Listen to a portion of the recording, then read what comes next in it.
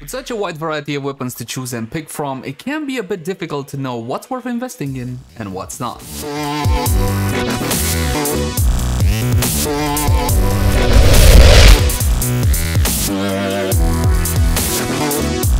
Hey guys, welcome back. As always, my name is Leyzar, and today we're going to be updating the top 10 primary weapons in Warframe.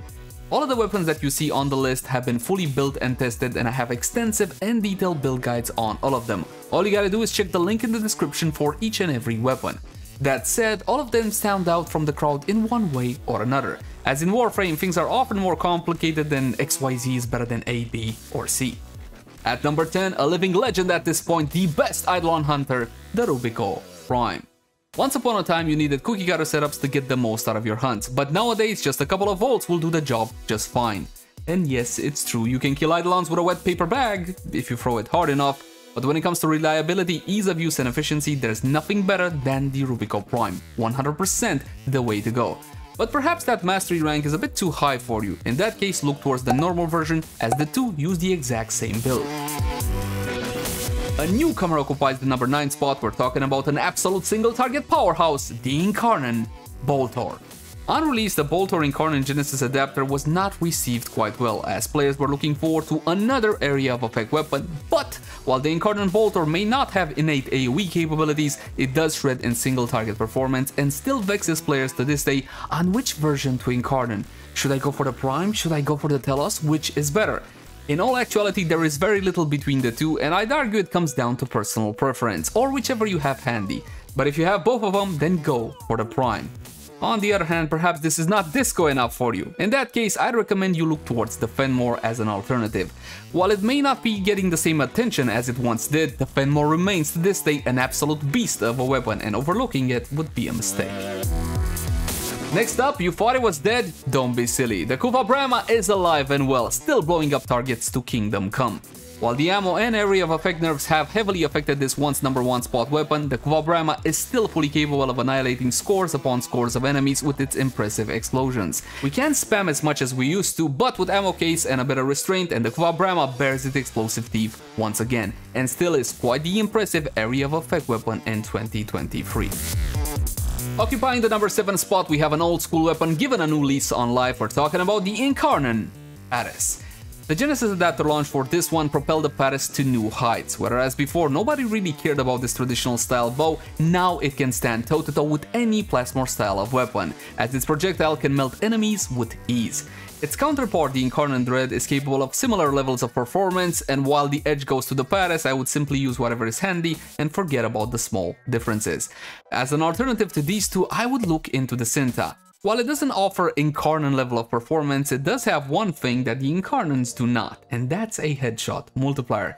You are paying for it, however, as players will have to master the Warframe perfect shot mechanic first introduced with another awesome bow, Hunhaus Nataruk. Well, we just talking about plasmors? It's time, my friends, for my absolute favorite weapon of all time, the Tenant Arca Plasmor. Now granted, I am very biased towards this one, but let's get one thing very clear. The performance level is good on this, even great. But from a DPS perspective, is not gonna be topping any charts or any meters. The primary reason the Plasmor still makes it this high up the list is basically its mythos and popularity. The weapon is an absolute joy to use, and the Warframe community agrees, judging by that low ribbon disposition. You point, you shoot, and you absolutely win. It has never been more true than in the case of the Tenant Plasmor. No fancy charge bars, no prerequisites, no aiming required, only glorious, thick projectiles devastating corridors upon corridors of enemies in rapid fashion. What more can you ask for? Coming in to round out the top 5, we have yet another awesome shotgun. We're talking about the mighty Seto.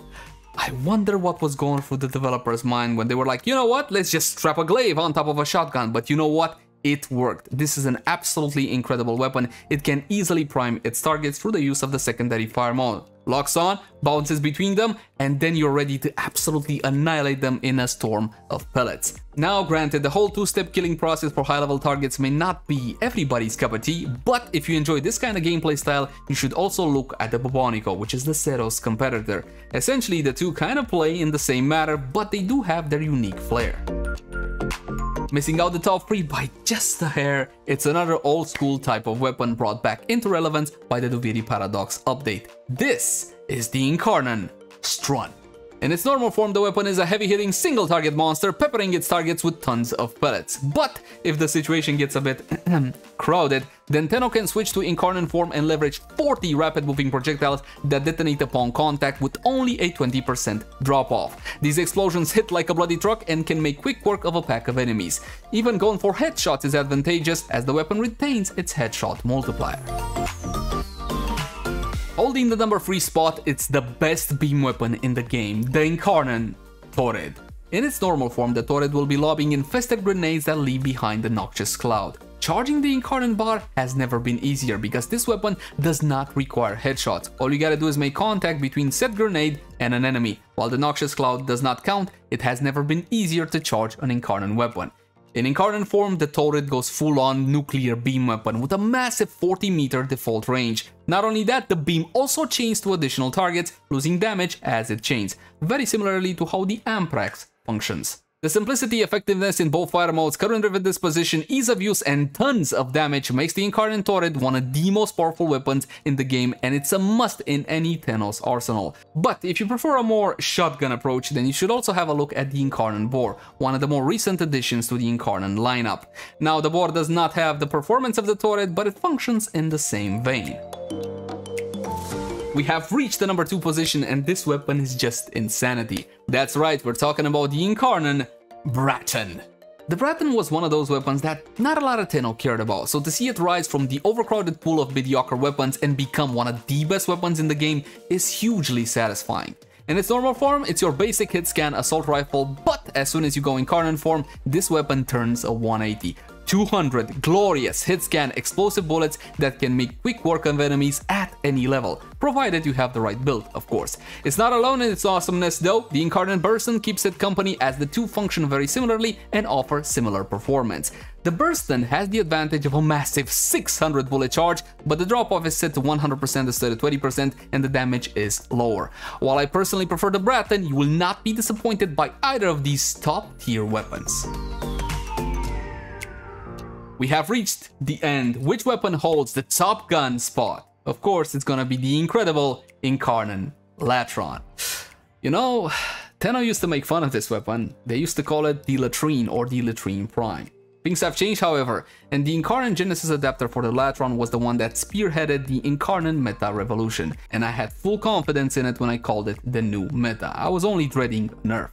It's clear to see that Incarnon weapons currently dominate and have pushed aside Kuva and Tenet weapons, but none had such a huge impact as the release of the Latron Genesis adapter, taking the weapon from I never heard of it to S-tier performance. In Incarnon form, the weapon launches bouncy balls of explosive depth that detonate on contact. This makes trick shots possible, and it's especially fun to use in tight corridors. After a bounce or two, there is nothing left to tell the tale that the AoE meta is alive and well. There is one weapon that takes issue with the Latron and directly challenges it. We're talking about the Incarnon Mitre as an alternative. This one also features bouncy explosive balls of death, but they also have an automatic lock-on feature making shots even easier to land. The lock-on feature is very similar to this Zero's alt-fire. Charging the Incarnon Mitre, however, is a bit more difficult because of its base functionality. If I were you though, I would get both, because you can, and they are simply that good. And that's pretty much gonna do it. But before I go, one last thing. As long as you understand how to properly mod your guns and how damage scaling and vulnerability works in Warframe, you can make most weapons into full-blown monsters. And while there's only 10 spots on my list, there are a few honorable mentions like the Ignis Wraith, the Kuvazar, Incarnon Soma, Phantasma Prime, and so on. There are plenty more outstanding weapons than we have time for today, so if your favorite weapon is not on the list, it doesn't mean it's a bad weapon, it just means it didn't make my list. As always, my name has been Leyzar, thank you guys so much for watching, subscribe and enable notifications for more, and I'll catch you guys in the next one. Bye!